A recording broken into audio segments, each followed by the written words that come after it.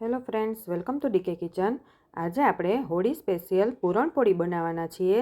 તો તેના માટે અડધો કપ તુવેરની દાળને અડધી કલાક મેં પલાળી દીધી હતી. હવે આપણે દાળ ડૂબે એટલું જ પાણી નાખીને કુકરમાં બાફી લઈએ. દાળ બફાય ત્યાં સુધીમાં આપણે લોટ બાંધી લઈએ. તો 1 કપ ઘઉંનો લોટ લીધો છે, તેમાં 1 ચમચી તેલનું મોણ નાખવાનું. તેને આપણે સારી રીતે મસળી લેવાનું છે. પછી જોઈતા પ્રમાણમાં પાણી નાખીને આપણે રોટલી કરતાં પણ થોડો સોફ્ટ એવો લોટ બાંધવાનો છે. હવે આપણે તેને ઢાંકીને મૂકી દઈએ. દાળ આપણી બફાઈ ગઈ છે, તો તેને એક પેનમાં લઈ લેવાની. તેને સારી રીતે પહેલાં મસળી લેવાની. ગેસની ફ્લેમ ચાલુ અત્યારે નથી કરવાની. અડધો કપ ખાંડ એડ કરી દેવાની. ખાંડને આપણે સારી રીતે મિક્સ કરી લઈએ. તમારે ખાંડ ન ખાવી હોય તો તમે ગોળ પણ એડ કરી શકો છો. ખાંડ સારી રીતે મિક્સ થઈ જાય પછી આપણે ગેસની ફ્લેમ ચાલુ કરી દેવાની છે. ગેસની ફ્લેમ સ્લો રાખવાની છે. હવે આપણે તેમાં 2 ચમચી ઘી એડ કરવાનું. હવે આપણે સારી રીતે તેને મિક્સ કરી લેવાનું છે. જેમ આપણી ખાંડ ઓગળશે તેમ આપણું પૂરણ સોફ્ટ થશે. હવે જ્યાં સુધી આપણું પૂરણ થોડું ઘટ્ટ ના થાય ત્યાં સુધી આપણે તેને સ્લો ફ્લેમ પર ચલાવતા રહેવાનું છે.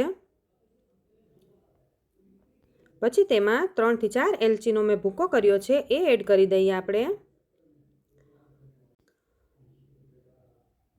હવે બધું સારી રીતે મિક્સ કરતું રહેવાનું છે. 10 મિનિટ પછી આપણું પૂરણ તૈયાર થઈ ગયું છે. ચમચામાંથી થીક પડે એવું થઈ ગયું છે. તો હવે આપણે તેને એકદમ ઠંડુ થવા દઈશું. હવે આપણે રોટલી બનાવી લઈએ. પછી તેમાં 2 ચમચી પૂરણ ભરી દેવાનું છે. રોટલીને આપણે બધી સાઈડથી પેક કરી દેવાની છે.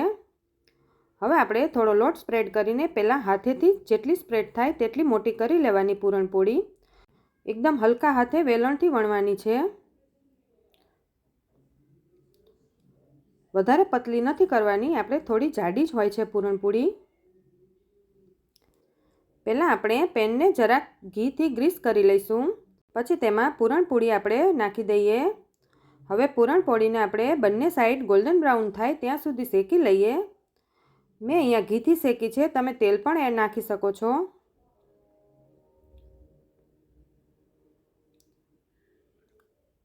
પૂરણપોળી આપણી તૈયાર થઈ ગઈ છે, તો આપણે તેને એક પ્લેટમાં કાઢી લઈશું. તો તૈયાર છે આપણી પૂરણપોળી. પૂરણપોળી બટેકાના શાક સાથે ખૂબ સરસ લાગે છે ખાવામાં. તમે ઘરે જરૂરથી ટ્રાય કરજો.